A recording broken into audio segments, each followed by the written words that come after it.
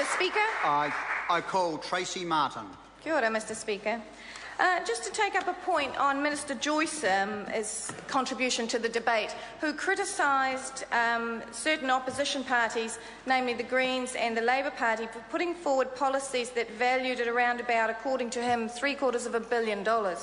Of course, Mr. Joyce has completely ignored the fact that his government has just stood in this House and promised over $1 billion in new spending, and that the Prime Minister has gone on record as saying that this will grow in subsequent years. So I'm not quite sure how Mr. Joyce can throw stones when he's living in a particular glass house.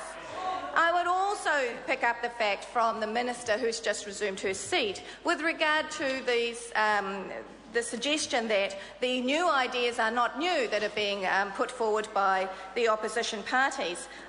Possibly, I'm not sure whether the Minister is aware or not, that lead teachers already exist, and that lead teachers have actually been in schools for a good number of years, opening their classrooms for new practice. This might be another situation where they're going to have to change the name in the same way that they changed the name of charter schools, because they unfortunately weren't aware that every school had a charter as well. So they may need to change the name on that policy.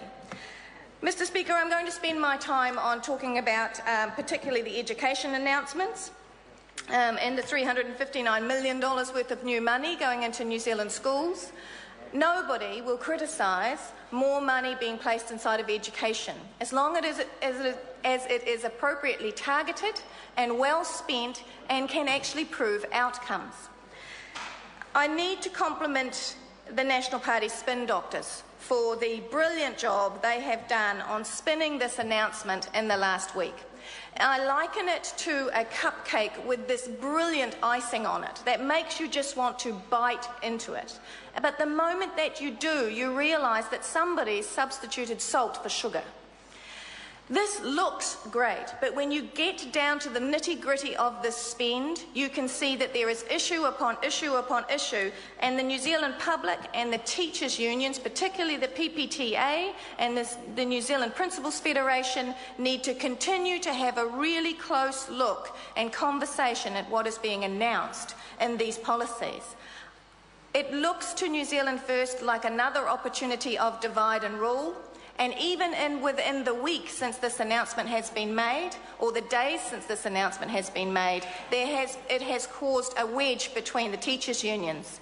We cannot afford that as a nation, to have the teachers' unions, the teachers, the parents of New Zealand, the boards of trustees, and all those who care for true, free and wide success criteria in education to be manipulated in this way by spin doctors from this government. This is a very similar spin, and that possibly is the same company that came up with the spin that national standards was going to be good for our children, and that by creating a single line in the sand that every single New Zealand child had to jump over at the same moment, in the same year, in the same way, was going to be good for our young people.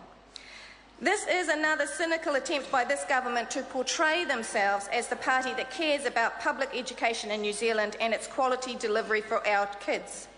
In reality, these latest announcements are, and they've been identified as such by the Quality Public Education Coalition, nothing more than a banker's solution, providing additional top-down expertise, and very highly paid at that, rather than a workforce development approach. These policies create another level of middle managers, such as in a corporate environment, whose job it is to tell other people what to do. And how will these executives be identified as using best practice? Why, they're going to be based on their national standards results, of course. Even the Prime Minister has gone on record saying that the national standards results are ropey, at the least. Now, but we'll fix that, says Minister Parata. We will introduce a computer program where you can enter test and assessment scores for each child, and the computer will spit you out a result for that child. You are at, above, below, you are either at, above or below the national standards, and that's called the PACT tool. And the PACT tool was included inside the announcement that went out and with the minister's press release. Now, how convenient is that? How convenient is that? That we now don't need teachers that can actually think for themselves. We don't need teachers that actually have a relationship with their children. We don't need teachers that can use their personal judgment. That's so annoying when teachers who invest themselves personally inside their children, inside their students, inside their classrooms, it's so annoying when those people won't do as they're told. So we need to develop a way by which we can force those people to do as they are told. I mean, after all, they're public servants. There's a very good reason why, sir, in most dictatorships, the first people that are gotten rid of are the teachers. The first people a dictator removes are the teachers, because they are the people who think and who truly care about their young people and provide knowledge and will not back away from a confrontation.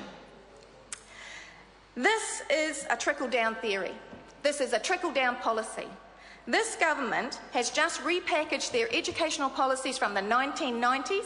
They've got in some new spin doctors, possibly put a different label on it, and this is trickle down. They're going to put bonus payments onto a certain number, 6,700 odd worth of our thousands of teaching professionals. They're going to make them compete for those positions. They're going to put bonus payments on top of them. They're going to shoot them into other schools to tell them what to do, and they're going to hope that that trickles down to the 5-year-olds and 6-year-olds and 7-year-olds inside those schools.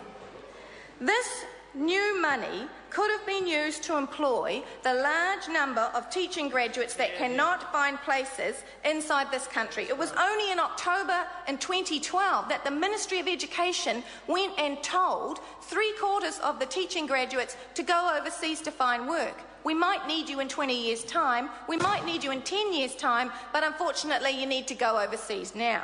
We could have put 9,000 beginning teachers into classrooms being mentored right now, today, by experienced senior teachers. We could have cut those classes. Basically, the class size would have been cut in half, giving that experienced teacher the opportunity to take those students that require extra support, leave the beginning teacher who's under their supervision with the majority of the class to run those rote or those basic lesson classes, and actually expand that experience base. We would have future-proofed our education environment, and we know that we need to. We know that we have an ageing population inside our classes.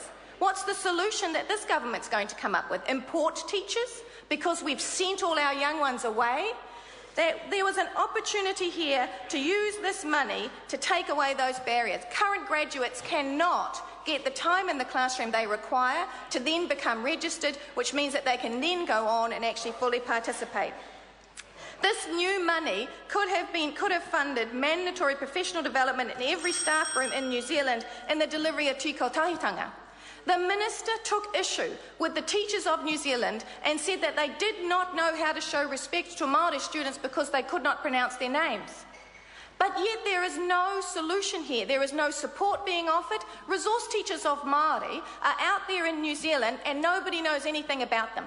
They're on the payroll, they're out there wanting to help, they're wanting to support the delivery of te reo and tikanga Māori inside our classrooms, and here was an opportunity with some more money to actually bring the resource teachers of Māori on board, to go and professionally develop tikotahitanga throughout the country, a program that we know doesn't just benefit Māori students, it benefits every student. It's based on a principle of respect and understanding and individual education programs, and be the best you can be, not meet that line, be the best you can be. This money could have been used to review tomorrow's schools. 25 years on, we have ripped bits away, we've chucked in something else. The minister says that they value parental voice. Not a single time in any of this statement is there any parental voice. Not a single time in any of these statements has there been any student voice mentioned. Where is the voice of the young people that are actually inside these institutions? Where is the student voice? Where is the collaboration with those parents and those students? Where is the widening of the success criteria, not the narrowing of it? Do you think that Lord, who actually came into school and recognised at 5 years old, as she has been quoted, at 5 years old, that she loved singing and music? That was inside a state school. She won at 13 Belmont Idol, inside a state school, supported by state teachers with a wide curriculum. This money was squandered, sir. I call the Honourable Dr Nick Smith. Mr Speaker, what sort of planet is New Zealand First on when the government